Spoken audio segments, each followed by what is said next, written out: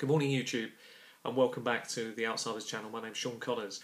Today we're going to be talking about picking your rule set and why this is so important. If you've spent any time on any chat rooms, internet-wise that is, apologies, that sounded really bad, didn't it? Any internet chat rooms regarding role-playing stuff, that's even making me tickle that actually this morning. You've got to realise that there's lots of forum discussions about what system's better over what system, and you're going to see a lot of that recently. I've just done a video on D&D Next. There's a lot of a lot of discussion about what system people want to play and all that, and it's natural. It's totally natural, to be perfectly honest with you, why people would have those arguments. But actually, funny enough, everybody's right. So whether they say X system's better or Y system's better, or no, it's the GM that makes a difference, everybody's right. That's what's so ironic. And it's really important to understand one of the principles, and I had to write this down, is the tendency for people to confuse personal taste with object quality is nearly universal.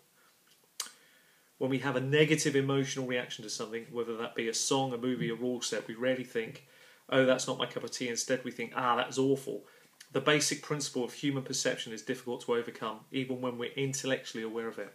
And I think that's very true when it comes to system choice, and often many GMs won't even think about system choice. But obviously it relates very heavily hand in hand with the type of players you've got around the table.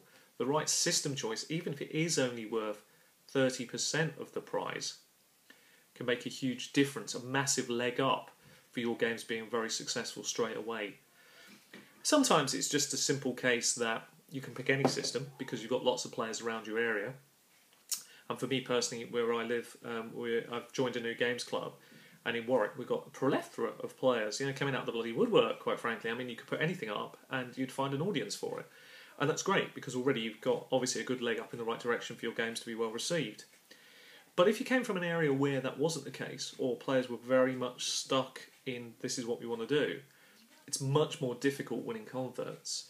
It's much more difficult to get them to make that change. And equally, you may have to, as the GM, compromise your personal taste, as we said the other day, because the group doesn't want to do it. And that is quite hard, but it's a reality. And if you force something down them, you're already on a sticky wicket for it not working out for you very well.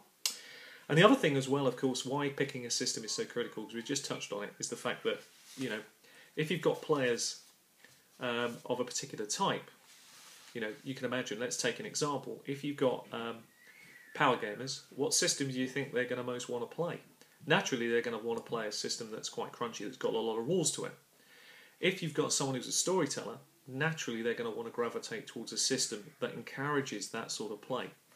Now, a few years back, I'm going to have to have a swig of this, probably back in the 90s, if memory serves me right, the first theme and tone type systems began to come out.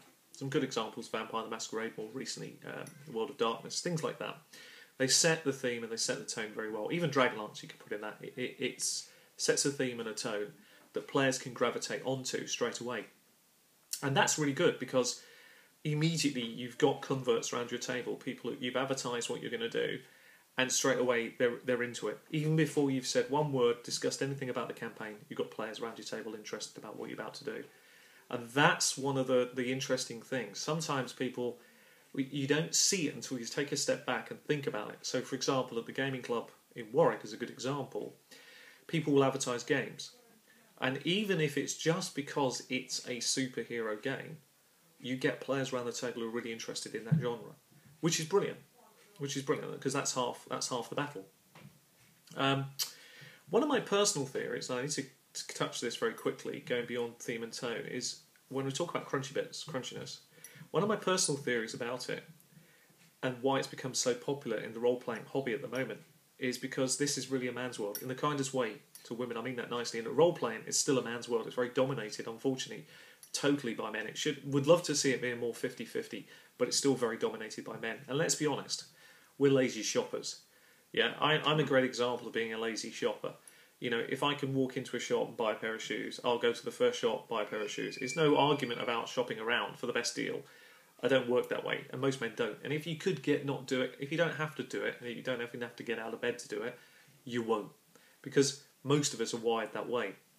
Now, what's happened with role-playing systems over the years, in my view, is that people have pretty quickly latched onto the fact of what I call power fantasy. And power fantasy sells. Yes, it was the first, D&D was the first system that came out, fantasy system that came out. But obviously, power fantasy has remained the dominant force within the hobby. For my view, one very big reason, because it's like the perfect male shopping. Yeah, you've got this plethora of splat books and ways to advance characters, and it's this classic, superhero. It's like if you had to go out of bed and let's go and create some, what would you get out of bed for? Superhero powers. I'd get out of bed for those. That is pretty much what, the kindest possible way, what's happened in the nicest possible way with these sort of systems. They've taken a huge power creep up to the upper edge of where Crunchiness can go, and even some way beyond it, to be honest. And that's why we have a plethora of those systems that have done very, very well. And there's nothing wrong with that. It's just that there needs to be a balance to it all, in my view. And this is where games are going to start coming into the market that are going to appeal to more people of different types, because it's critical. You can't afford to lose your audience, because if you lose your audience, naturally you lose your buying power. So that's something to weigh up. Now, what I've also done, and hopefully this will come across, is part of I'm writing a piece at the moment. We talk about this Crunchiness. This is where I am with it at the moment. You've got the title across the top. I've got no better title than that. You've got what rule system favour the GM and what rule systems favour the players. You'll notice that the player types are written across the bottom. So storytellers over here prefer the rules-light type of games, whereas power gamers prefer, obviously, the crunchy type of games. And it's very easy when you think about this chart. I'll just leave it for a second so you can pause it and have a look. It's very, very easy for you to take a system and then pretty much see where it slots within that power grade. And you can also tell as well quickly who's going to appeal to. And why this is important is as you begin to gauge, and we'll be looking at this in more detail, as you begin to gauge your players sat around that table, if you've got a number of a certain type of player, it's obvious what type of system is going to immediately appeal to the majority of your group. And equally, certain player types have more pull in some ways than others, generally. Not all the time. It's not always a given. But for its obvious reasons, if you've got a power gamer in your group, it's going to be quite influential because he's want to know the rules, he's going to know the rules inside out, he's going to want to, in the kindest way, expect those rules to be run as they are, he's going to look for ways to challenge you as a GM, so he's going to exert some influence, which is quite right. If you've got a casual gamer in a group, he's not really going to say a lot, he's not going to buck the trend, he's not going to say anything that's going to really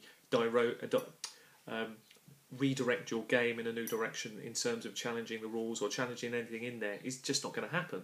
So he doesn't mind what system you play, because we've already said it doesn't matter to him. If you've got the storytellers in your group, the method actors and people like that, storyteller particularly, he's going to want to see, he's not so interested in all that crunch, he's more interested in the game, the bigger Machiavellian, the overall story arcs that you're running. That's where it's going to really interest him. So that's why the rule systems are really important, and understanding your players. It does go hand in hand, and a lot of people miss this point entirely. And I certainly had done until a few years ago, and the more that I stepped away from doing the videos and thought about it, this was one of the pieces that was missing, and missing badly from my video selection, really.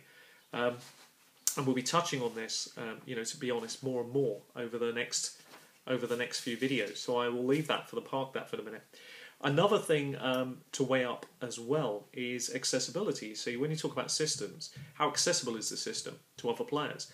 This is why a lot of power fantasy games have taken off, because obviously if you've got DM's book and a player's handbook, and it's a really quality product and players want it, the accessibility of it means that, wow, we can get straight into this, and it's really good. If it's a much more niche market, much more difficult, perhaps the books are really expensive, which isn't really the case generally, then it may restrict some of the players getting access to it. And obviously, if the players have already got the books, naturally it's easy for them to want to gravitate towards that system because they've already got the stuff there, and they don't want to, change and spend more money and all that sort of stuff, which is always the hard sell for a new system coming out, because it's got to appeal enough to make people want to get up and buy it. So that's another thing that can often happen, And also, we just touched on your system of choice actually affects your power balance in the game, and I probably need to explain that in a little bit more detail. So let me just try and quantify that point. So as a GM, if, for example, I'll bring back that sheet.